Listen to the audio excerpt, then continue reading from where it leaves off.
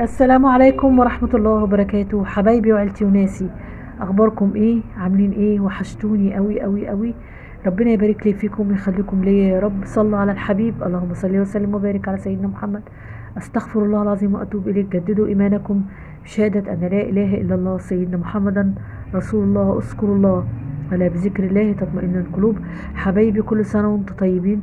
انا بعمل لكم الفيديو ده والنهاردة 7 رمضان، عشان انا بس بعمل جدولة للفيديوهات لكل ام، خصوصا الام اللي تعتبر ست وراجل، الام اللي شايلة المسؤولية، مش ام بس، ام راجل وست.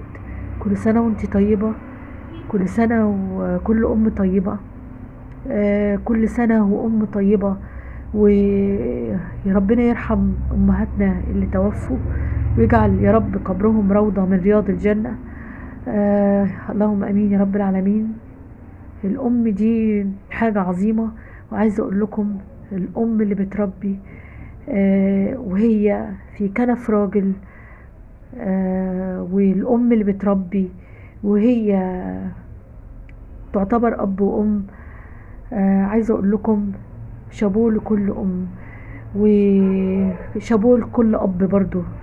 يعني كل سنة وطيب، الام طيبة والاب برضو.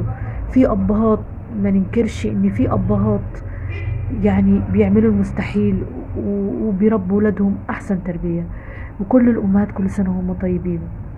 مش عايزين نظلم كل الابهات، ولا عايزين نظلم كل الامهات. كل الامهات كل سنة هم طيبين، والابهات كل سنة هم طيبين، لان الاب طبعا ليه دور كبير قوي قوي. حبايبي النهاردة حبايبي عاوزة اكلمكم عن ماني منيب، حماة الشاشة المصرية. ليه؟ لان هي قامت بدور الحما كتير قوي، وتعتبر مشهورة جدا في الشاشة المصرية. بس عايزة اقول لكم على حاجة، هي من مواليد بيروت سنة 1905 وتوفت 21 يناير 1969. بس هي جت هنا مصر وهي عندها 14 سنة من بيروت، لان سبب مجيئها لمصر ان والدها قال لهم ان هو هيغيب بس 15 يوم في مصر، لان هم كانت حالتهم المادية مش قد كده، بسبب ان والدها اصلا كان بيقولوا ان هو شاعر، بس هو اصلا كان وظيفته الاساسية ان هو شغال في بنك في بيروت. لكن نتيجة ان هو ادمن القمار ففلسوا اللي وراه واللي قدامه، خد اللي وراه واللي قدامه. قال لهم انا هروح مصر، يعني لحين ان يعني مصر ام الدنيا، ان هيتيسر او يعني جد عمل ويتيسر بيها يقعد، او هيقعد 15 يوم وهيرجع لهم. لكن غاب سنتين. لما غاب سنتين فقالوا احنا ننزل مصر ونشوفه في ايه الحوار، وهو غاب ليه السنتين دول. وهو بالصدفة بينزلوا لمصر، وكان هو رجع بيروت تاني. طبعا هما مش عارفين عنه حاجة إلا إن سمعوا إن هو توفى، وساب لهم 5000 جنيه. طبعا 5000 جنيه في ذلك الوقت، يعني كانت ماني منيب عندها حوالي 14 سنة في الوقت دوت، كان يعني 5000 يعني كان مبلغ وقدره. بس هما فضلوا يصرفوا منه، فضلوا يصرفوا منه، زي ما عندنا في مصر بيقول المثل خد من التل يختل. طبعا والدتها عملت خياطة، وهي واختها نزلوا يشتغلوا، وهي عملت في مسرح في ملاهي، اشتغلت كراقصة في ملاهي في رود الفرج. طبعا وهي بتشتغل في ملاهي في رود الفرج، الى ان عشقت مسرح نجيب الريحاني جدا، وكانت عشقها لنجيب الريحاني، وراحت الى ان اشتغلت معاه في المسرح، واشتغلت معاه العشرة الطيبة، كانت يوميا بتقدمها، ومسرحية إلا 5.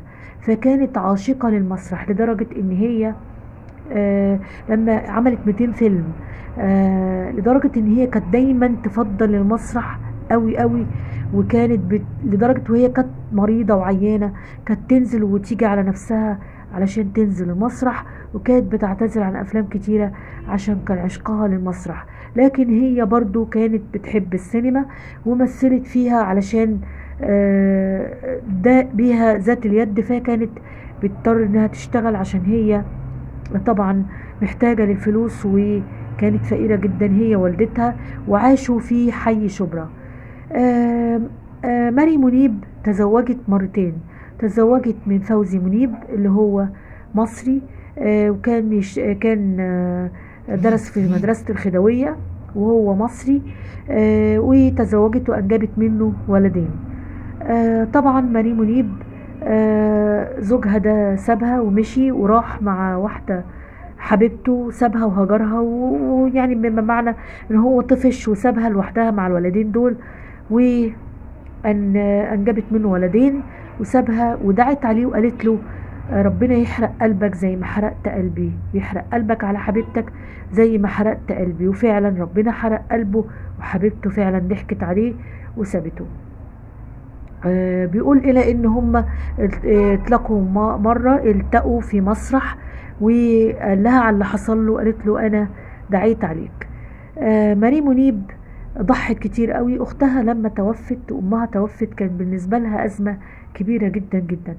لما اختها توفت فاضطرت للتضحية، ان هي زوجها فهمي عبد السلام هو مسلم، ان هو طلب منها عشان تربية اولادها وتربية اولاده وولاد اختها، فوافقت وتزوجت منه طبعا بعد ما اتطلقت طبعا من فوزي منيب.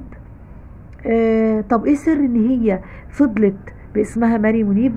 على فكرة اسمها الحقيقي ماري حبيب سليم نصر الله. ايه سر ان هي ارتبط؟ لان ده اسمها الفني اللي ارتبطت بيه فيه. لكن هي لما تزوجت من زوج اختها، طبعا بعد ما اتطلقت من زوجها الاول، تزوجت من جوز اختها فهمي عبد السلام علشان تربي ولاد اختها بجانب ولادها اللي هم تربيهم، واسلمت وسمت نفسها امينة عبد السلام. لكن سر ان هي تحتفظ باسمها عشان هو كان اسم فني.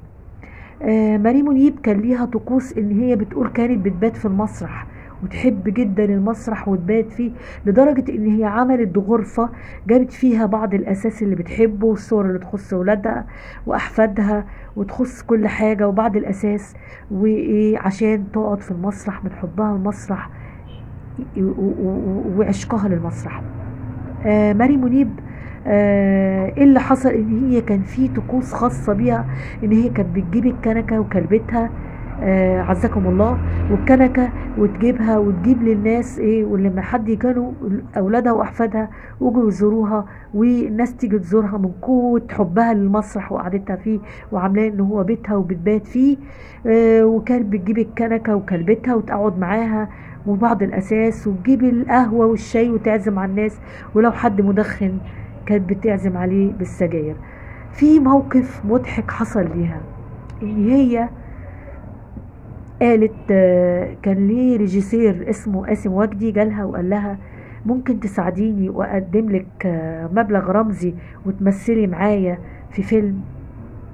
قالت له ليه؟ هو فيلم الهلال الاحمر.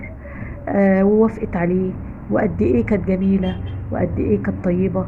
ورحم الله الفنانة الكبيرة ماري منيب.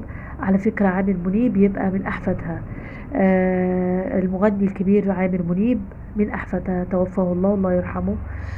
ماري منيب أثرت، كانت حماة كانت بتقوم بكثير من الأفلام في حماه، منهم حماتي قنبلة ذرية، حماتي ملاك، والحموات الفتنات، وكانت فعلا شخصية ناجحة بتقوم بيها.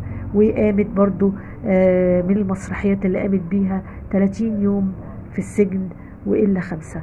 يعني كانت حافلة بحياتها بالأفلام السينمائية والمسرحيات. وبتقول إن هي عرض عليها وقالوا لها في لقاء تلفزيوني، قالوا لها ليه ما بتمثليش في التلفزيون؟ قالت لهم بيتقال بسرعة، لكن المسرح بحس ان هو بيتي، والساعة وفي السينما بحس ان انا بلاقي نفسي، لكن بحس ان عايزة في التلفزيون اقول كلام وخلاص، وعايزة اقول الكلام والمشهد بسرعة عشان اخلص. لكن هي بتقول هو اساسية المسرح، وتاني حاجة السينما.